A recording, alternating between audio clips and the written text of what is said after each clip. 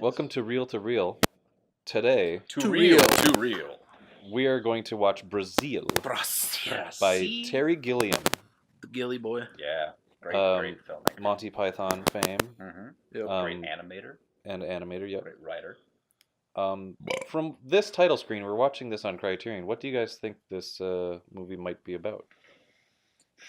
Brazil. It doesn't give too much away, but something about there's a city. It evokes a city because there's neon lights okay. flashing. There's filing cabinets in the back. Yeah, what do you think about that?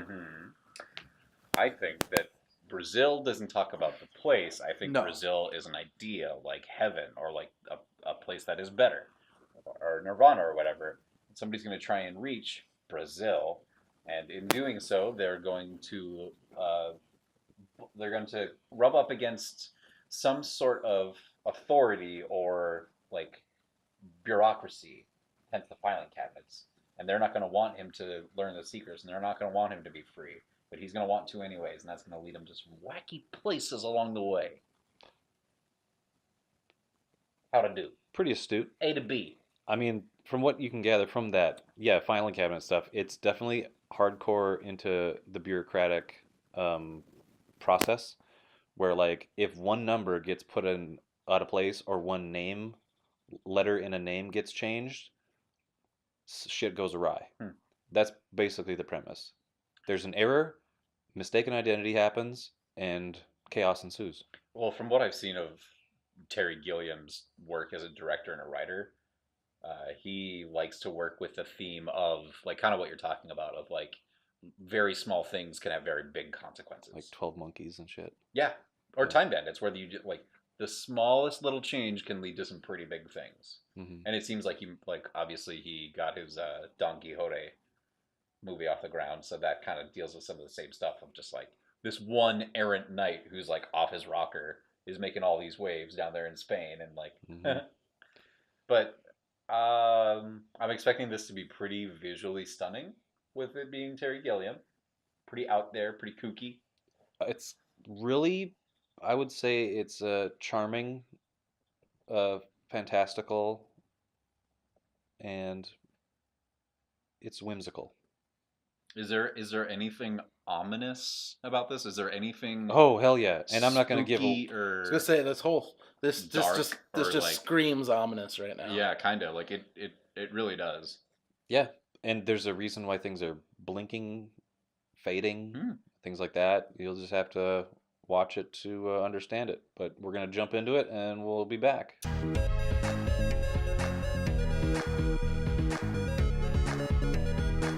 And now, our feature presentation.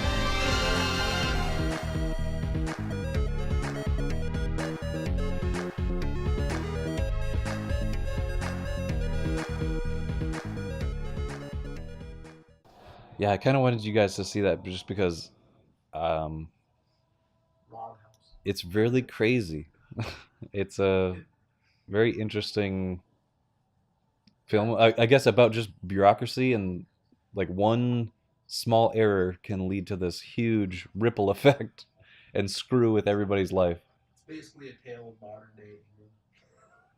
Could be. Oh yeah, Brexit and all that shit. Well, no, just the endless bureaucracy. The bureaucracy and, yeah, like constant like limitations, guidelines. And, someone like over your shoulder, kind of. Yeah. Regulations. Well, and people not owning up to mistakes. I saw it as like that one guy, Kurtzman, just did not own up to that one thing. He's like, well, they're passing it off on us. Like, what do I have to do?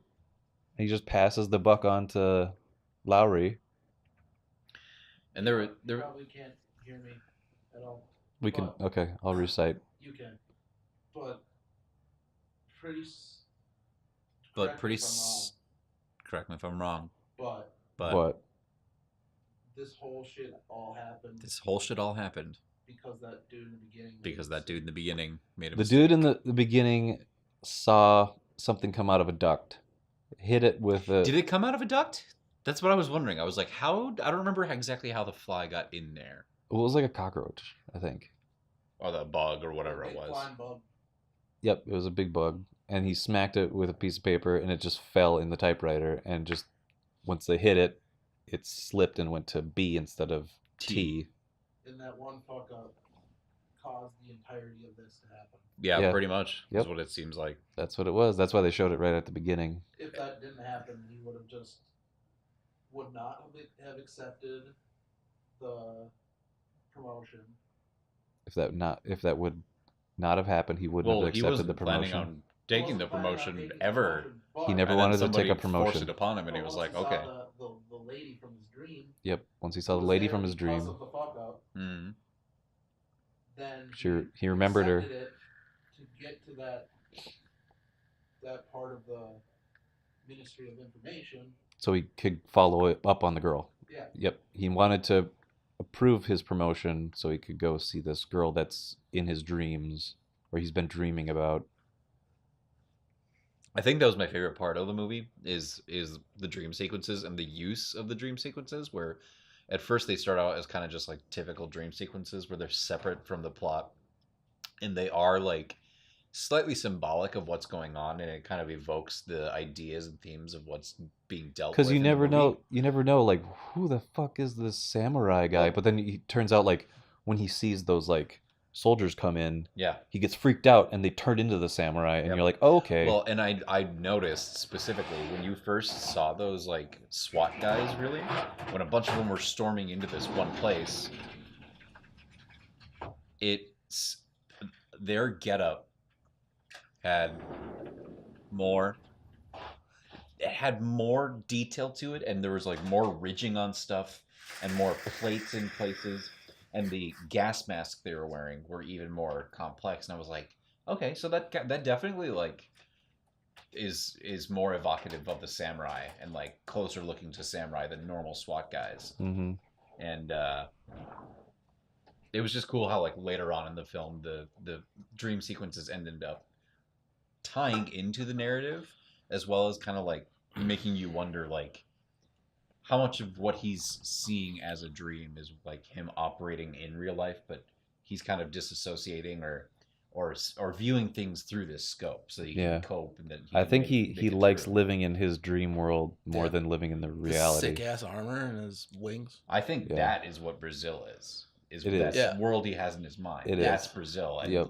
meaning like Brazil being like the wild, the unknown, the kind of magical, the untamed, the free in that way. Yeah, free representative of free just, of like, all buruocracy and all these This great big land rules. of possibility and What if that's what what it's like for Terry Gilliam, where it's like Britain's all this shit, and then when he goes to Brazil, everything's creative. nice Everything's and like happy. yeah, vivid, Yeah, beautiful, I don't know this. colorful. and I found like it was just weird to me Like how the they- actual country of Brazil. Like he leaves Britain and goes to Well, like Brazil. look Sure. at. I want you to look at this now. We Yeah. talked about this title screen where you see like the flickering neon, and it's contrasted with like gray, drab. So it's like these It's the- really yeah. vivid colors mixed with this like bureaucracy file cabinets, like him, endless it's like him.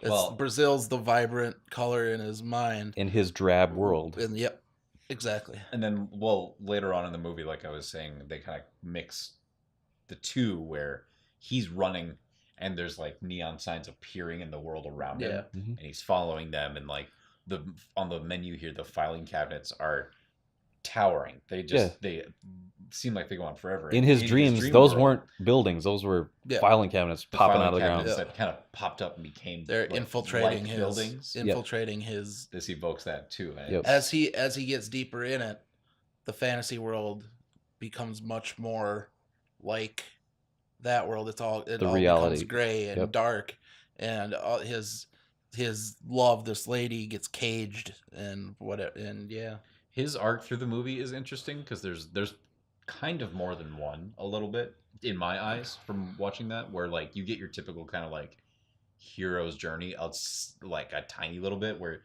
he definitely goes from like just a meek person who gets involved with this girl who pulls him into like a terrorism plot, and by the end he's active. He's the one who pushes down the plunger and blows up the building and all that. And But But that's part of his catatonic dream state too.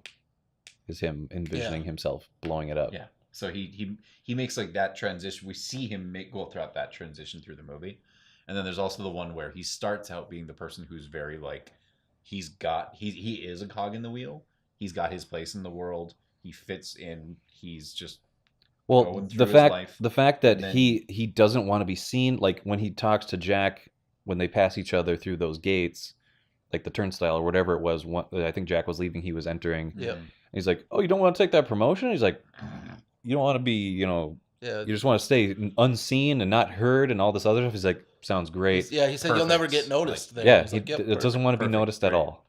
And then later on, he like transitioned into somebody who started, feeling like he didn't fit. And I found it interesting how, like you said, kind of like everybody in this movie didn't know what the hell they were doing. He seemed like the only person who knew what he was doing with a lot of this stuff. Well, yeah, because And his higher he- up, Mr. Kurtzman, like,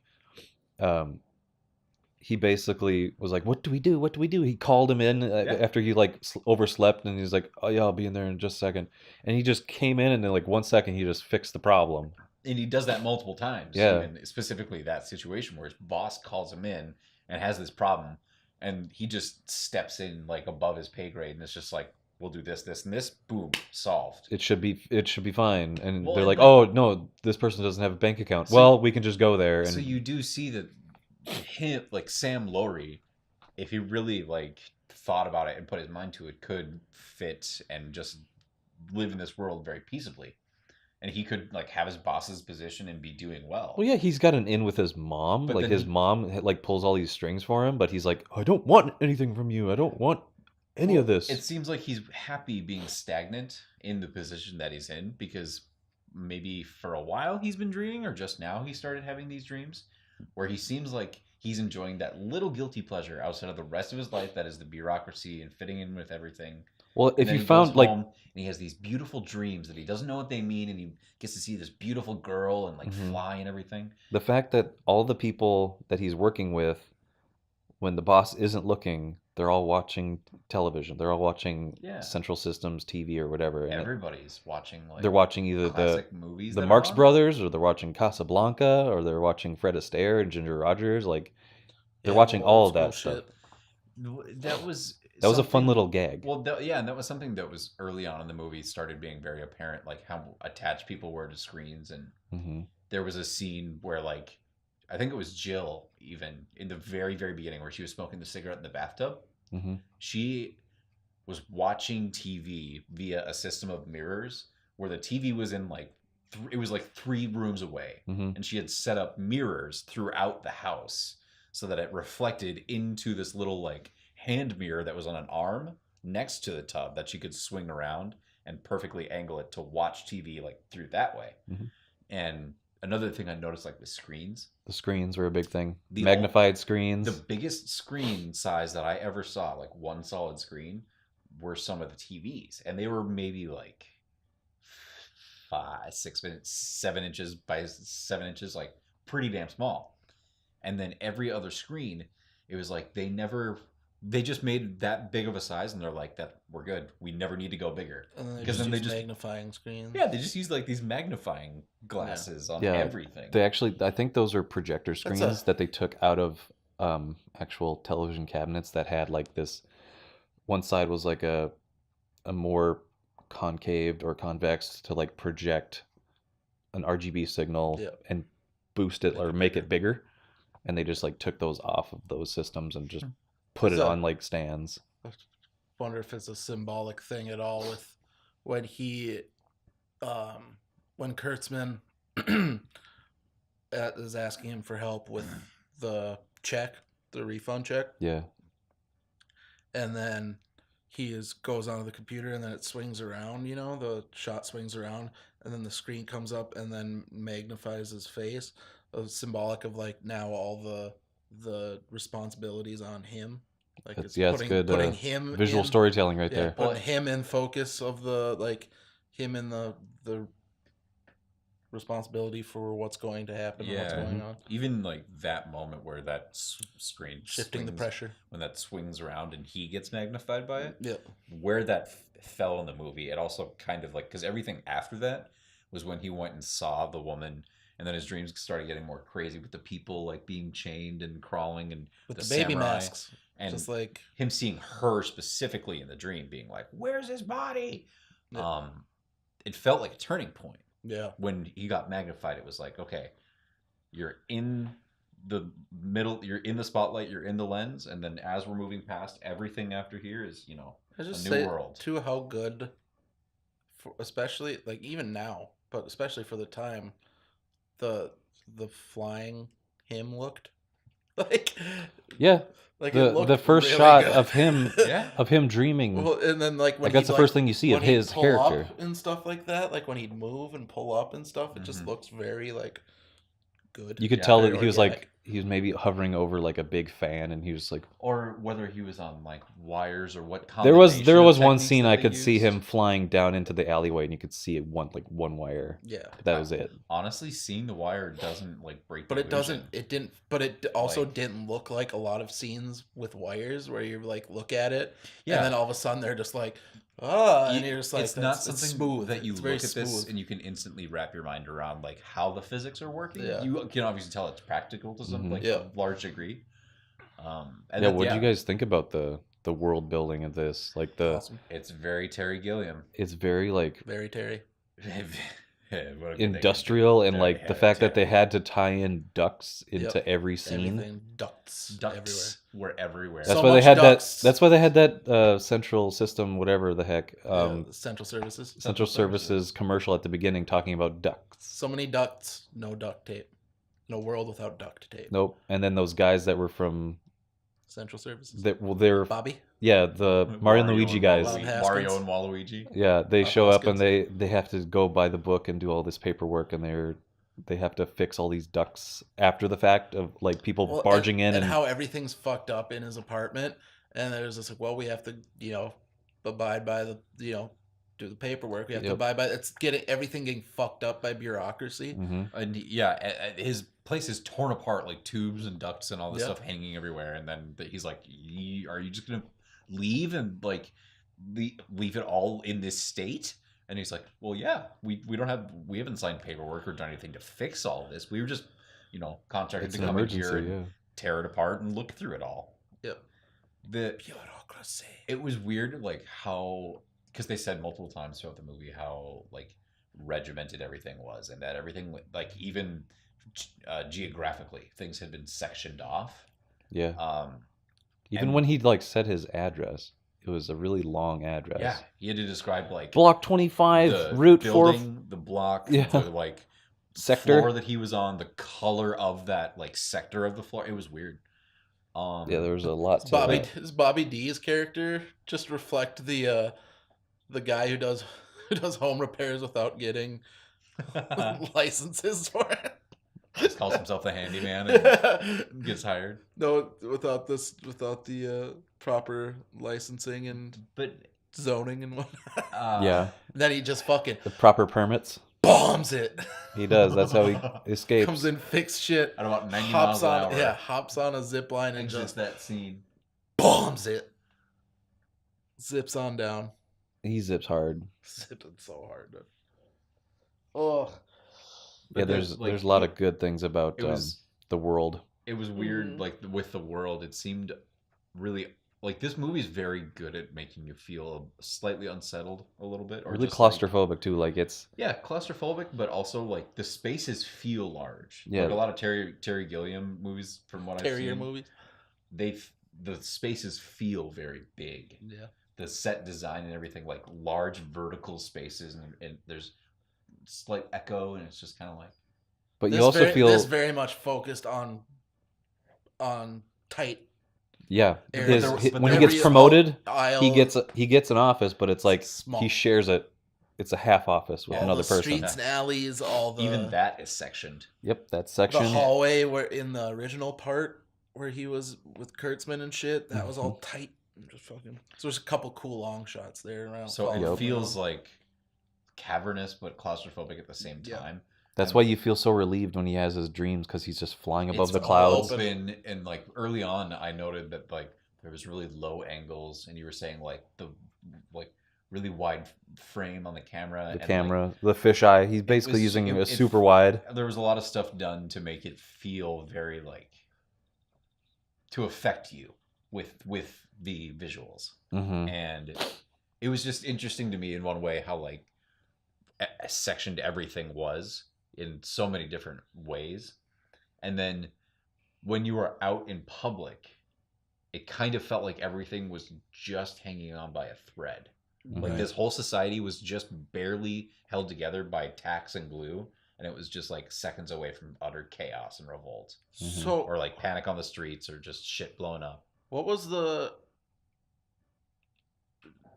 I kind of spaced out during a lot of those sections, but the whole plastic surgery stuff. Is there a point to that? Just that people want to look younger. That his mom kept doing these things and making herself, and it did progressively get better for her. Right. Like she was really old. Well, and the difference between her and her friend, and what she kept getting hurt. Yeah. From Dr. Chapman or whatever the heck his name was. Yeah. I'm just getting to this one shot right there. Yep. This is a shot that I've seen Yep. Same. on screens, or it's like an iconic scene, and I'm Yeah. talking about when Jack shows up to give lobotomy. Yep. And he's just he's wearing the baby mask, and the baby mask is significant to his dreams too. Like you see those creepy things crawling and holding the cage, and you're like, what the hell's up with these babies, and why are they crying and being weird? And now you figure out it's like the executioner mask, basically. Well, before he even knew that, I kind of got it a little bit after a while. Before we saw this, and it made sense to him and to the audience. Yeah, it's like that's going to come into play somewhere. I can kind of read into the baby masks though for being symbolic for a few things. Well, yeah, already. Well, in this situation, is essentially coming to dehumanize him, basically reset him to an infant. Yeah, they turned his brain to mush, and that's why they're like, oh, I guess we lost him. Yeah. And he's just sitting there humming the tune. Yeah. Brazil. And he's like, well, maybe it's also part of the conditioning too, where they want to showing the face of a baby, trying to represent it's okay, just cooperate. It's like everything's it's okay. like they almost did the Ludovico, but or Ludovico. Ludovico. Yeah, they did the Ludovico like they did to Alex DeLarge and Clockwork. Who knows? It seemed like lobotomy though. Yeah. Well, because he was going with the little picky thing up into either his, that up in or his nose and just scramble the brain. Just completely disassociated and just snapped basically.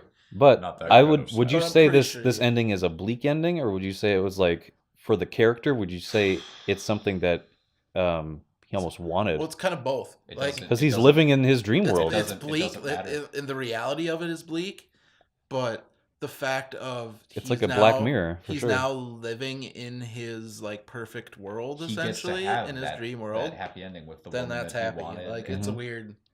Yeah, the fact that Well, I thought the ending to the audience would be a bleak ending, but for the character, I would say that he got it. It's a bleak world. Because if that didn't happen to him, he'd still be living in this world. Exactly. That's what I'm saying. Is that's even bleaker. The world he lives in is already fucking bleak enough that if he gets to, even if it is through lobotomy, disassociation, whatever it is, if he gets to have that opportunity to live in a world that is more beautiful, more peaceful, more his Brazil, rewarding for him, his Brazil, all for it, man. Good for him, honestly. That's why I had watching this for I've maybe seen it 3 or 4 times, but after my first viewing, I was like, oh, that's really sad or bleak and just unfortunate for him, because you follow this kind of meek mannered guy. Yeah.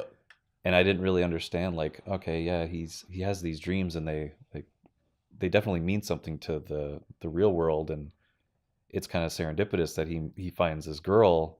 He might just be dreaming about just a dream girl, but he finds her. And then after watching it again a few more times, I get the fact that he can have his dream girl only in his dreams. Yep. He can't.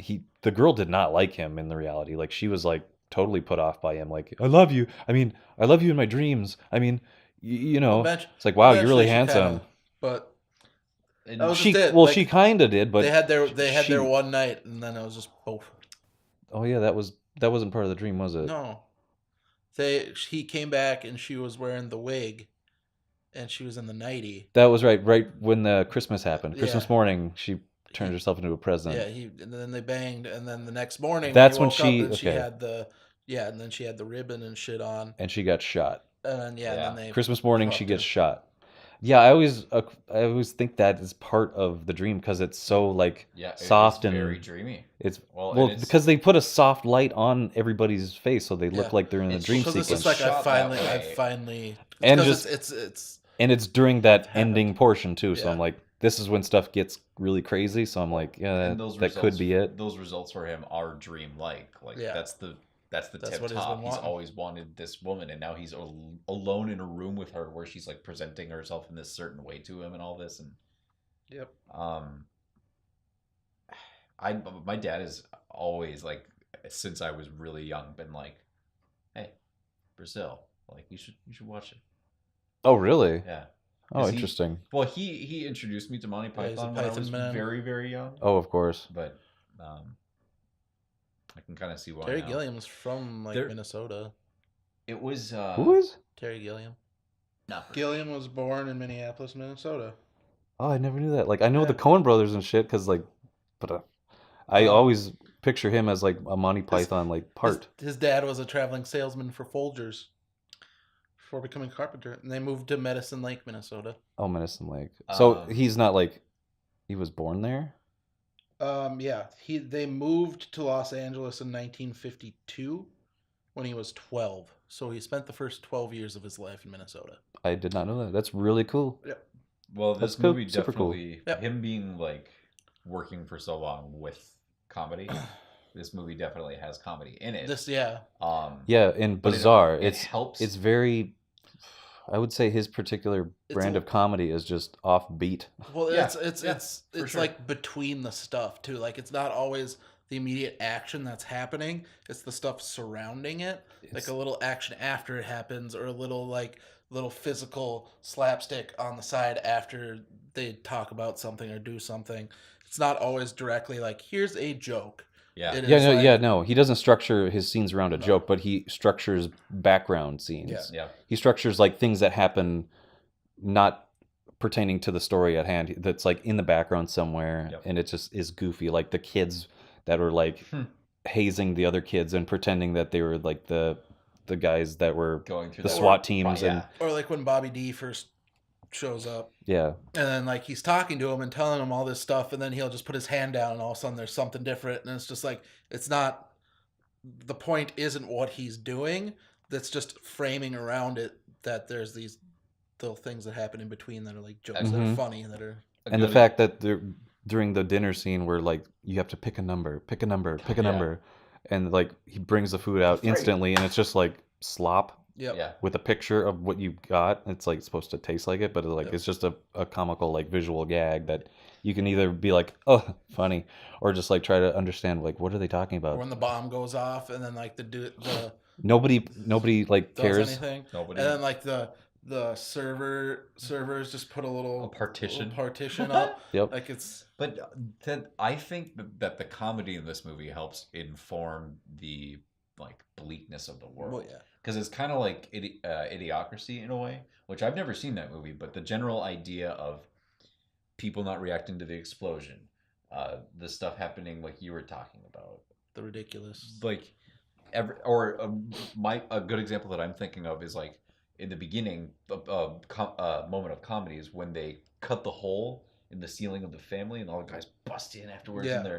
and then they're fixing it or attempting to fix it, and they're like, "Oh yeah, we don't make mistakes," and then they drop this like Plug. pre-cut plug Yeah. that is the size and shape of the circle that they've The SWAT previously team cut uses. into Yep. the floor. Well, they've They changed. try and drop it in, and it's too small and just goes straight And through. they're like, oh, they changed back from metric before, and didn't tell us. But they Yep. basically just don't give a shit. Yep. Yep. And all these little moments of these characters being so stupid or just giving no fucks is like, Well, it goes back to the whole bureaucratic system thing. It was just like, this is what we're told to do. This is what we're given to do it. We can't do it. Oh well. Yep. When I was watching this, it reminded me of THX 1138. Oh yeah. That whole film is about a bureaucratic system where they have a certain amount of budget they can put into capturing these people, And at the end, like Robert Duvall is like making his way out, and he's being chased by one of these like mirrored face policemen, and he's climbing a ladder up to the surface, and they're like, all right, we have enough in the budget for like a few more whatever, and he's like being chased, and the guys climbing the ladder basically get pulled off because, all right, we reached our budget for this capture, we can't go any further, so we just have to let him go. And Robert Duvall just makes it to the surface, and like that's the end of the movie. He just like sees the sunrise, and that's it. Just because they didn't have enough in the budget for the arrest, they just said, all right, fuck it, we're done. Fuck it. I like this stuff. This is not one that I like would call feel good movie, but it definitely was like pretty enjoyable. It's a visual, it's definitely something that is you can watch just for visuals alone, and like the models, all the different practical effects, like matte paintings, camera techniques. Like there's a lot of stuff. there was a lot of cool things, a lot of cool visual stuff. You can always count on that with Terry Gilliam, and that's what's fun about his movies. It It's definitely, just like, and just sitting on this screen, it's just like it invokes that creepy atmosphere, and they're like in a fallout or like a hollowed out nuclear silo. it looks like that, yeah. Looks It like a fucking nuclear silo. For context, it kind of looks like Cerebro from the X-Men movies. No, It's got like that platform right in the middle, Platform with a little the Big walkway out to cylindrical a or- platform. and he's got a helmet Bunch kind of of like it, panels all around. and he looks like Charles in the chair. In the chair, yeah. It's very with the thing on his head. Yep. It's very Cerebro. Yeah, why do they start calling him that? Charles in the chair. Charles in the Charles in the chair. chair. Hey, big old Charles in the chair. It's like a, Charles it's in like the a chair. line of X-Men children's books to Yeah. teach Charles you, in the chair. teach you that the disabled guys are just the same as you and and me. it's okay to Or have more the mutant powerful. gene, Yeah. Or even could be even more powerful. Yeah, because of their fantastic mutant gene. yeah. So, Charles in the chair. anything else to say about Brazil before we close it out? Yeah, well, like I don't know. Talking about like calling it a happy or like a feel good movie. I feel like it does have a real strong message of like maybe not hope, but just like Perseverance. I'm not sure how It's to word it's it. like the There's- film equivalent to those like motivational posters that you see in like It's like a motivational Ziggy a poster. sad business type setting where Yeah. you're like, oh wow, look, the winds of change are headed your way. Like, hang is in this there kind with the of- cat. Like, you just see these in like a bleak surrounding, and you're like, okay, this is what I have to like It's a- pay attention to make my life better, because it's I'm like in a- this, it's a this massive, horrible it's setting. A massive, hey, your imagination's amazing. Yeah, Yeah. pretty much. Like just Don't Those- fall to the doldrums and pressures of the real world. Look into Escape your mind. through your Yeah. your dream states. I think I might have Through that, you will truly be set free. I think Yeah. I might have been like, I don't know, harping on it a little bit or like annoying these guys a little bit because there are so many times during the dream sequences where I was like, wow, this is a lot like my dream sometimes. Yeah. Or like he's fighting the samurai and all this crazy shit's happening and it's like slightly horrific and kind of dark, but then there's also that like heroic aspect to it and Yeah. yada yada. And there was just any time that the dream sequences happened, it was like, you know what? How he sees this world and his break from the world is really enjoyable. And yeah, seeing that once you're watching it as a viewer, you're like, yeah, it's another dream sequence. Like, this is who he truly is. Yeah. He's not this guy that you see in reality, where he's just kind of bumbling and stupid and Yeah. kind of feeling that he's superior when he gets his promotion. He's like, haha, look at me, I can command you to stand down and, Yeah. and blah blah Here's- blah. Okay, so here's something that's kind of like related to the movie and kind of not. In our own world that we live in every single day Mhm. and that this is our reality, Mm-hmm. our own dreams and other people's dreams are really hard for us to interpret They are. Like, for the most part. a lot of Like, people they're- get annoyed, they're like, hey, do you want to hear my dream? And they're some people are like, open-ended and, It's very specific to that person's subconscious. and yeah, and yeah. just in general, dreams are something that are very like nebulous to us. yeah, But in this movie, or like in some cases, if this fictitious world that we're set in and that we get to experience a little bit, we understand that world enough that when we see somebody else's dreams of how they interpret this world or how their imagination kind of branches off from this world that we're in, Mm-hmm. we understand it and we're in it and we like it and we are like encouraged by it and like so interactive with it. hmm That's pretty cool. yeah, I like it. If I'm- we could record our dreams somehow, and then show them to people. Dude, I've always thought if I could invent one thing, it would be that technology. You just like, I don't know, plug in or do something at night where you just like push a button, like, all right, we're gonna record this dream. Then you wake up and you can just on a monitor pull up playback from beginning to end of your dream last night and go back and like scroll through it and all this. That's why, like, Send the file, show it to other people. from Harry Potter, and by the way, we were pointing out a lot of people that were in Game of Thrones in this. Yeah. Like, there was quite a few, but like Jim Broadbent and Maester Aemon. yeah, Maester Aemon and all these cool guys, and even David Price. David Price, the High Sparrow. Is that his name? Something Price. All the fucking that's something we didn't talk about. The Game of Thrones How many reunion Game of cast. Thrones? All the old men from Game of Thrones. Oh, All wow. the old dudes. Fucking That's- the High Sparrow. The screen darkened just a tiny bit. Maester Aemon Mhm. and fucking what's his dick? The Arch- High Maester, Archmaester. Grand Maester, What's whatever. Yeah, the fuck. Jim Broadbent. Third of his name. Jim Broadbent. And Mace Tyrell. Yeah, and Mace. And Mace Mace had a Tyrell. little All in cameo this there. movie.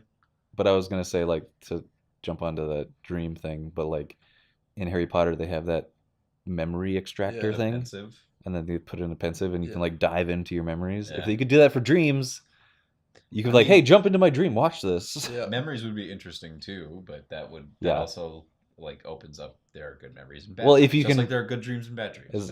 It's like remembering your dream when you just wake up. You're like, I got to remember everything I just witnessed or whatever. It's so hard to do. No. You can't do it. That either Sometimes for me it's either You can't do it like verbatim, and every knows. time you try to remember it, you lose some context. Yep. sometimes there are very rare occasions where I just it's all there. Yeah. It's all there. And maybe throughout the day when I don't keep actively remembering it, I might lose bits and pieces, but I Just still like remember memories in like general. the Yeah. bigger pieces of it. But I actually do have a lot of dreams. Like even this week, I've had flashes of just like, oh yeah, wow, that was that dream, and like digging Mhm. back into it and kind of reliving that world a little bit. Whenever I do Its remember my brains are dreams, weird. I know my dreams can be really vivid and really bizarre, but I rarely remember any of my dreams. I just operate under the assumption that not really. It's more if it was just an interesting thought of dreams are just you peeking into an alternate reality. I like thinking of that, or like peeking into maybe a past life, Yep.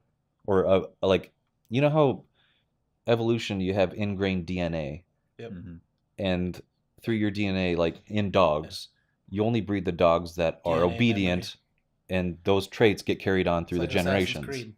Yeah. So your body has this memory DNA from your previous life, or whatever your DNA came to be in conception or whatever.